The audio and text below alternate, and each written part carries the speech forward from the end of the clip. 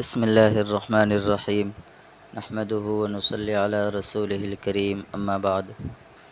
میرے محترم بزرگوں اور عزیز ساتھیوں، 12 ربیع الاول کو جشن عید میلاد النبی صلی اللہ علیہ وسلم منانے کی حقیقت کیا ہے؟ اس سلسلے میں چند باتیں میں آپ حضرات کے سامنے پیش کر رہا ہوں۔ ان باتوں سے 12 ربیع الاول کو جشن عید میلاد النبی صلی اللہ علیہ وسلم کی منانے کی حقیقت واضح ہو جائے گی۔ جشن عید میلاد النبی صلی اللہ علیہ وسلم کی بدعت اور ناجائز ہونے کے لیے اتنی بات کافی ہے کہ قرآن و سنت، حضرات صحابہ کرام اور خیر القرون کی مبارک زمانوں سے اس کا ثبوت نہیں ملتا، بلکہ یہ بدعت 6 صدی ہجری کے بعد ایجاد ہوئی۔ ربیع الاول کے مہینے کو خاص کر کے بلکہ لازم سمجھ کر ذکر ولادت باسعادت کرنا، حضور اقدس صلی اللہ علیہ وسلم کا ذکر مبارک کرنا اور سیرت کے جلسے منعقد کرنا شریعت کے خلاف ہے، کیونکہ شریعت نے جو عمل کسی مہینے کے ساتھ خاص نہیں کیا، اسے کسی ماہ یا دن کے ساتھ خاص کرنا اور اسے لازم سمجھنا شرعاً درست نہیں، بلکہ یہ بدعت کے زمرے میں آتا ہے۔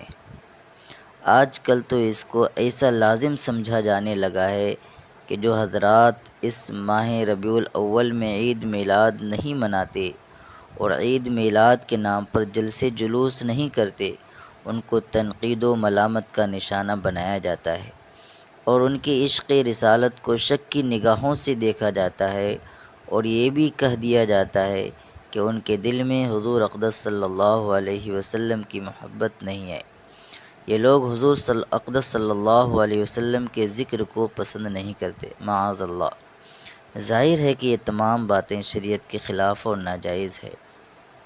حضور اقدس صلی اللہ علیہ وسلم کا یوم ولادت منایا جاتا ہے، حالانکہ اسلام میں کسی شخصیت کے دن منانے کا کوئی تصور ہی نہیں، اس لیے حضور اقدس صلی اللہ علیہ وسلم کی ولادت کا دن منانا شریعت کے خلاف ہے۔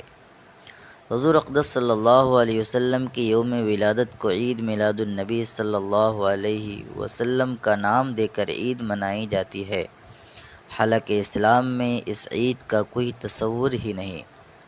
جشن عید میلاد کے نام پر چراغاں کیا جاتا ہے اور جھنڈے لگائے جاتے ہیں، حالانکہ دین میں نہ تو عید میلاد کا کوئی تصور ہے اور نہ ہی اس کے لیے چراغاں کرنے اور جھنڈے وغیرہ لگانے کا، اس لیے یہ بھی شریعت کے خلاف ہے۔ بعض مقامات پر عید میلاد منانے کے لیے چوری کی بجلی استعمال کی جاتی ہے، جس کا حرام ہونا واضح ہے۔ عید میلاد النبی صلی اللہ علیہ وسلم کا جلوس نکالا جاتا ہے، حالانکہ اس کا کوئی ثبوت نہیں ہے۔ عید میلاد کے جلسے اور جلوس کے لیے راستوں کو بند کر دیا جاتا ہے، جس سے گزرنے والوں کو تکلیف کا سامنا ہوتا ہے، حالانکہ شریعت میں اس کی ممانعت ہے۔ عید میلاد کے نام پر رات بھر عمومی اسپیکر سے نعت یا سیرت بیان کر کے محلے والوں کو تکلیف دی جاتی ہے، جو کہ سراسر ناجائز حرکت ہے۔ بعض مقامات پر عید میلاد کے جلسوں اور تقاریب میں آلات موسیقی اور موسیقی کے طرز کے ساتھ نعت پڑھی جاتی ہے، جو کہ غیر شرعی عمل بلکہ نہایت ہی بے ادبی ہے۔ بعض مقامات پر عید میلاد کے نام پر مرد و زن کا مخلوط اجتماع منعقد کیا جاتا ہے، جس کا ناجائز ہونا واضح ہے۔ بہت سے خطیب حضرات میلاد کی مجالس میں غیر معتبر روایات اور من گھڑت واقعات بھی بیان کرتے رہتے ہیں، جو کہ شرعاً ممنوع ہے۔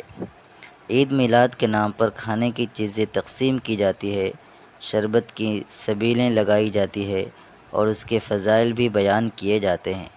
واضح رہے کہ ایک تو عید میلاد کے نام پر ان کھانے پینے کی تقسیم ہی غیر شرعی ہے، دوم یہ کہ ان چیزوں کو ماہ ربیع الاول کے ساتھ خاص کرنا بھی غیر شرعی عمل ہے۔ ایسی باتیں صحابہ کرام اور تابعین اعظام سے ثابت نہیں ہے۔ امید ہے کہ آپ حضرات کو جشن عید میلاد النبی صلی اللہ علیہ وسلم کی حقیقت واضح ہو گئی ہوگی۔ والسلام علیکم ورحمۃ اللہ وبرکاتہ۔